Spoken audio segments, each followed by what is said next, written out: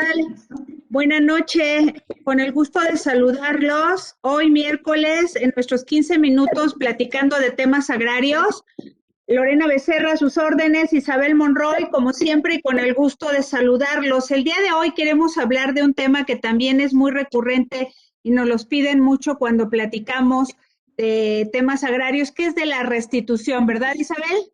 Así es, la restitución conforme al artículo 18 de la Ley Agraria, fracción segunda, digo, de la Ley Orgánica de los Tribunales Agrarios, fracción segunda, que también la confunden mucho con los conflictos de posesión y goce entre particulares, entre ejidatarios, entre posesionarios, entre vecindados. Realmente considero o consideramos, la maestra Lorena y yo y una servidora, que es indispensable tener el conocimiento sobre la diferencia que existe tanto en la restitución como en el conflicto de posesión y goce. Si bien es cierto, algunos tribunales dejan ese vocablo de restitución de parcela ejidal o de restitución de solar urbano, considero de manera personal, lo consideramos y creo que coincidimos en eso, Lore, y una servidora, en que el vocablo restitución puede dar lugar a equivocaciones y sobre todo con el recurso de revisión. ¿O me equivoco, Lore? No, correcto. Miren, lo importante es ponernos en contexto. En materia agraria no solamente hablamos de tierras y la fracción segunda del 18 de la Ley Orgánica de los Tribunales Agrarios que comentamos señala que es restitución de tierras, bosques y aguas a los núcleos de población o a sus integrantes. Esto es bien importante porque hablamos del núcleo de población, como señala Isabel, no estamos hablando de una de restitución o devolución de una parcela que se le haya quitado a algún ejidatario o comunero, sino aquí estamos hablando de una acción que procede en términos del artículo 49 promoverla al órgano de representación del núcleo agrario de que se trate, ya que como lo señala Isabel, tratándose de un ejidatario comunero en particular, si bien es cierto que tú lo que quieres es que te restituyan, que te devuelvan, la acción no se denomina así en materia agraria, sino es desocupación, entrega o conflicto por el goce de esa parcela. ¿Es así, Isabel?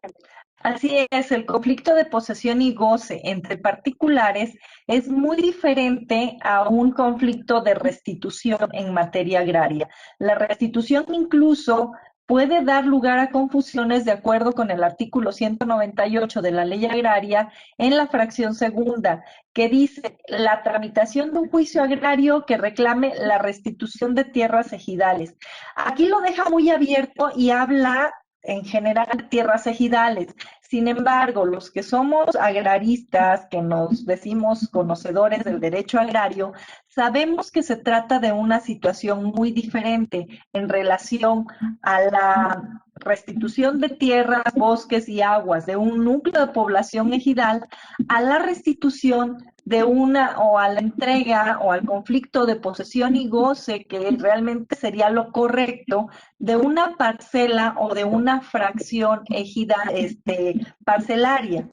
Sí, es muy, muy distinto uno de otro y aunque tiene la misma denominación para todos los abogados, en materia agraria hay que tener mucho cuidado. Y decimos esto porque conforme al artículo 198 de la Ley Agraria, se puede dar esa equivocación y en lugar de irse en un momento dado al amparo directo, se van al recurso de revisión que le corresponde a los núcleos de población y eso les hace perder un tiempo valioso para el amparo indirecto. ¿O tú qué opinas, Lore?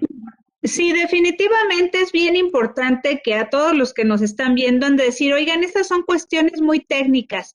Sí, pero es importante que en la fijación de la litis quede bien determinada si estás demandando la restitución como núcleo agrario o la desocupación y entrega o un conflicto de goce como individual, como derecho individual de un ejidatario o un comunero, porque esa fijación de litis te va a permitir ofrecer las pruebas idóneas para acreditar tu acción y que en un momento dado prospere y que se ejecute en tu favor esa resolución que se dicte terminado el juicio agrario, ¿no? Empezamos con Francisco Pérez Recendis. Gracias, Francisco. Maestra Isabel, siempre un gusto escucharle y verle día tras día más bella. Te hablan, Isabel. Qué amable. Muchas gracias a Francisco. Le agradezco sus palabras. Muy, muy amable, muy agradecida, muy valorado además. Gracias por los comentarios. Pues bueno, así, entonces, insistimos, como lo señalaba la maestra Isabel, si bien es cierto que varios tribunales difieren en la denominación de esta acción, lo cierto es que en términos técnicos ya les explicamos el fundamento legal. En términos prácticos, a nuestro leal saber y entender, cuando llegan unas personas y nos dicen, oiga, abogada, es que, ¿qué cree? Me quitaron. Oiga, ¿qué cree? Invadieron. Oiga, ¿qué cree? Al ejido se metieron, no sé, alguna fábrica o el ejido colindante nos está invadiendo. Para efectos legales sí es importante que pongan al abogado que los vaya a asesorar en contexto, si van en representación del ejido o van como ejidatarios o comuneros en lo individual y qué documento tengan para acreditar la posesión y usufructo de la superficie de que se trate, ¿no, Isabel? Sí, definitivamente. Ahora, deben de tomar en cuenta que para una restitución o una entrega real y material de una superficie lo establece específicamente el artículo 49 de la Ley Agraria, es muy específico en ese sentido. Nos dice, los núcleos de población ejidales o comunales que hayan sido o sean privados ilegalmente de sus tierras o aguas, podrán acudir directamente o a través de la Procuraduría Agraria ante el Tribunal Unitario para solicitar la restitución de sus tierras. Hay muchas jurisprudencias, lo comentábamos la maestra Lorena y una servidora, en relación precisamente a este tipo de restituciones, en donde nos dan los elementos necesarios para esa restitución, que analógicamente se utilizan en un conflicto de posesión y goce entre particulares. Como dicen, es lo mismo, pero no es igual. ¿Cuáles serían entonces esos elementos? Correcto, definitivamente tenemos que acreditar, por supuesto, que estuvimos en posesión y fuimos despojados.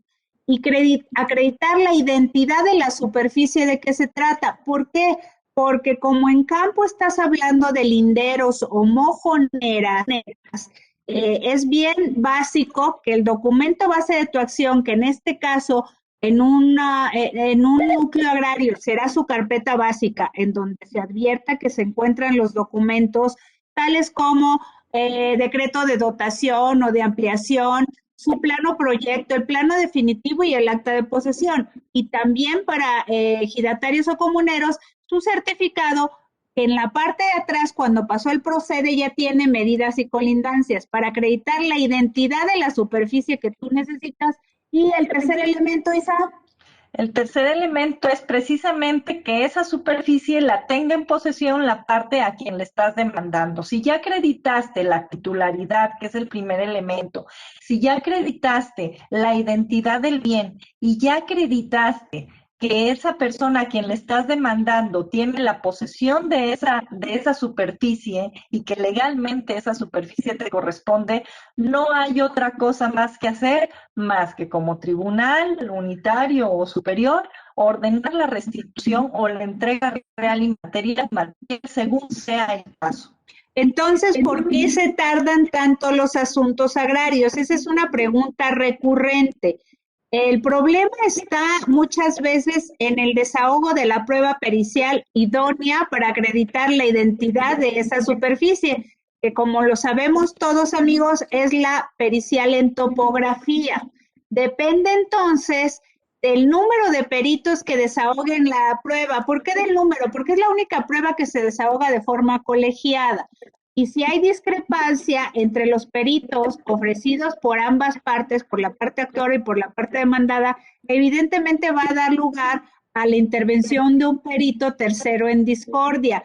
Se oye muy rápido y lo estamos explicando en 15 minutos. En la práctica es complicado el desahogo de esta prueba, que cómo se desahoga, quizá los interrogatorios y todo esto. En que la prueba pericial en topografía. topografía. Eso es muy interesante porque la mayoría de las veces hacen preguntas que no tienen nada que ver con realmente el asunto que nos ocupa, es decir, dónde está la superficie, cómo se ubica, realmente cuáles son los linderos que utiliza la parte demandada y qué es en sí la superficie que queremos que se nos restituya. Al contrario, nos vamos a ver, dame tus generales, por Dios, los generales los tiene que decir porque los tiene que decir automáticamente, no hay necesidad de volver a preguntárselos o de hacerles la pregunta. Eso se me hace muy recurrente, no sé a ti, Lore, cómo lo ves en los tribunales, situaciones, preguntas que, por ejemplo, no iban directamente encaminadas al conflicto de restitución. Correcto, definitivamente nosotros como abogados debemos de formular preguntas únicamente relativas a cuestiones técnicas, no hacerle una pregunta al perito que diga, que conteste si está invadida la parcela. No, espérate, no se trata de hacer un juicio de valor. Y muchas veces de eso tenemos la culpa los abogados, porque como les planteemos el interrogatorio es lo que van a contestar, ¿no? Entonces eso es puras cuestiones técnicas, superficie al este, al oeste, linderos, pero nada de juicios de valor. Muchas gracias, maestro Bernardo Vázquez Vilchis, que siempre está acá con nosotros. En un ratito lo vemos. Muchas gracias.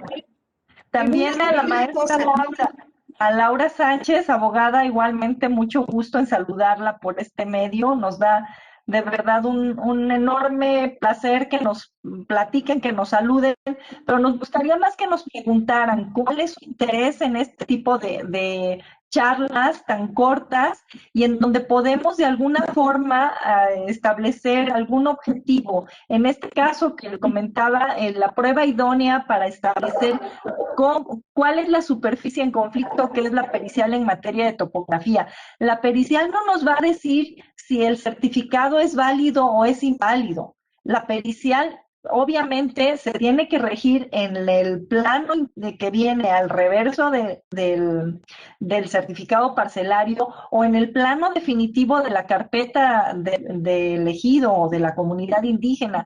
Pero por favor, abogados, no hagan preguntas que vayan encaminadas al valor del certificado o al valor de la resolución presidencial. Eso no tiene que ver con la parte técnica y con la parte que nos necesitamos saber sobre la superficie en conflicto, que es la más importante, considero. ¿Tú qué opinas? Claro, recordemos que el que va a emitir el juicio de valor sobre las pruebas aportadas por las partes al final del día es el magistrado titular del Tribunal Unitario Agrario de que se trate. En consecuencia, únicamente conocimientos técnicos y eso es lo que va a dar lugar a que llevemos a buen puerto nuestra acción de restitución en tratándose de núcleos agrarios y mejor derecho a poseer si eres un ejidatario o un comunero en lo individual. Licenciada Laura, también un gusto verla, ya nos tenemos que organizar para vernos físicamente. Saludos desde Oaxaca, también alguien nos está saludando. Mil gracias por todo. Gracias, qué amables, de verdad, qué gusto el poder saludarlos, el poder tenerlos aquí. Propóngannos temas, estamos abiertas, queremos darles esa ayuda, ese apoyo, sobre todo en cuestiones ya específicas en la materia agraria. Es correcto. Pues muchas gracias por su atención. Nos vemos como siempre aquí dentro de 8 días, primero Dios, en 15 minutos en temas agrarios. Vamos a seguir señalando cuestiones de técnicas jurídicas en relación a diversos temas agrarios, sobre todo disertando en relación a las diversas acciones que hemos tenido la posibilidad de vivir, resolver y ahora demandar ante los tribunales agrarios, ¿verdad, Isabel? Así es. Y pues me voy a permitir aquí leer lo que dice el maestro Bernardo Vázquez, hola licenciado, dice que en los conflictos de restitución tramitados por ejidos o comunidades, Efectivamente, es lo que decía la maestra Lorena, los documentos básicos para acreditar la titularidad de la comunidad o del ejido es la carpeta básica que era antes del programa Procede, que es el programa de certificación de derechos ejidales. O el O Procede. Procecom, exacto, o Procecom en las comunidades agrarias. Pues un gusto. Nos vemos dentro de 8 días. Gracias por su atención y estamos al pendiente de sus comentarios. Gracias por todo. Muchas gracias. Ay, tengo que agradecerles. Ya somos 5,000 en asesoría legal agraria. Muchas gracias. Seguimos creciendo. Ahí vamos. Gracias.